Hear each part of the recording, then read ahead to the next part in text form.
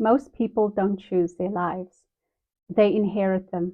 They drift into careers, relationships, habits, and identities through a series of small, unconsidered choices, and then wonder why their life doesn't feel like their own. This video is for anyone who is done with drifting and is ready to start designing their own lives. Hi, my name is Suzette.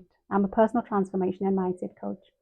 Over the past 7 weeks, we've covered the full inner landscape of transformation, which are overthinking, beliefs, motivation, self-sabotage, self-trust, and emotional regulation. Today, I want to zoom out and bring it all together for you into the one thing that holds everything together, and that is the intention to design your own life. Not as a plan that controls everything, but as a direction that clarifies everything. So, what is a default life? It is a life shaped primarily by the path of least resistance, by other people's expectations, by opportunities that come rather than opportunities you sought, by habits formed without intention, and by identities inherited rather than chosen. A default life is not necessarily a bad life. Many people living by default are comfortable, they are safe, they are loved. But comfortable is different from fulfilled. Safe is different from alive, and loved by others is different from living in alignment with yourself. The signs of a default life often feel like a low level sense that something is missing without being able to name it, a feeling that you are living someone else's version of your story, a recurring sense of waiting for the right time, the right moment, the right permission that never quite arrives, a pattern of choosing stability over growth. Not because stability is what you value the most, but because growth feels too uncertain to prioritize. If any of these resonates, this video is specifically for you. Intentional life design is not a vision board and a list of affirmations. It's not magical thinking or positive manifestation without action. It is a deliberate ongoing practice of three things. First is clarity, which is knowing what you actually want, why you want it, and what it would feel like to have it, not what you think you should want, not what looks good from the outside, but what is genuinely, specifically, honestly yours. Second is alignment, which is ensuring that your daily choices, habits, identity, and environment are pointing towards that clarity rather than away from it. This is the alignment work that we covered in week 2. It is not a one-time audit, it is a continuous calibration. Third is agency, which is taking consistent, intentional action from your own authority rather than waiting for external permission, validation, or perfect circumstances. That is what separates someone who designed their own life from someone who simply has a beautiful vision board. The combination of these three elements, clarity, alignment, and agency, is the operating system of an intentional life, and it's available to anyone regardless of where they are starting from. Intentional life design is very powerful when you apply it across all 7 areas of life simultaneously, not because you work on all of them at once, but because you need a clear picture of the full landscape before you can choose where to focus.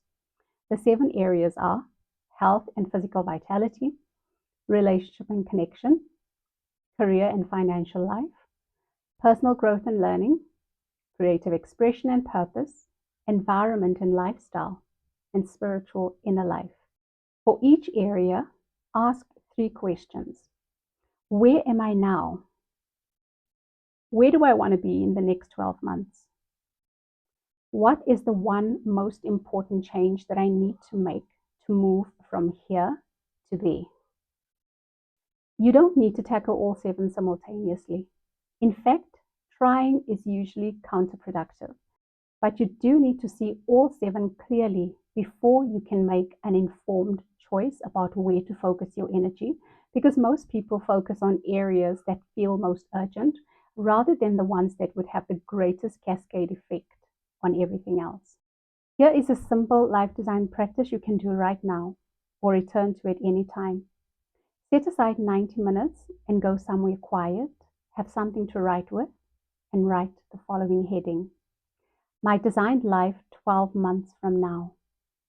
Then for each of the 7 areas, write a specific present tense description of what your life looks like in the area in 12 months, if this works. Be specific enough that someone else could read it and picture it. Not, I am healthier. Rather write the following: I wake up at 6 a.m., move my body for 30 minutes every morning before checking my phone, and feel genuinely energized by midday. After you've written all 7, read the whole thing back. Circle the area that, if it shifted, would have the greatest positive impact on all the other areas. This is your primary focus area for the next 90 days.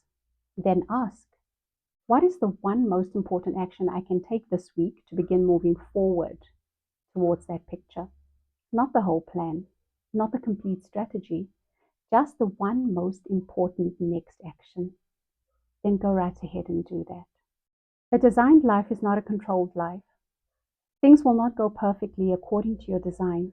People will surprise you, circumstances will change, you will change. The design is not a cage, it's a compass.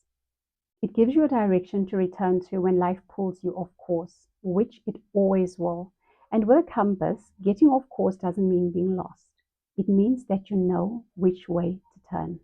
If you want a structured framework for your life design with daily practices, reflection prompts, and guidance through each phase of the process, my 30-day transformation workbook was built exactly for this. It is linked in the description. In my next video, I'm covering the mindset of growth-orientated people, what they think differently, how they process failure, and why they consistently outpace people with similar starting points. If this video resonates with you, remember to like, subscribe, and comment. I'm living my life on purpose, not by default. That way you and I can hold each other accountable for making this our best and most successful year yet.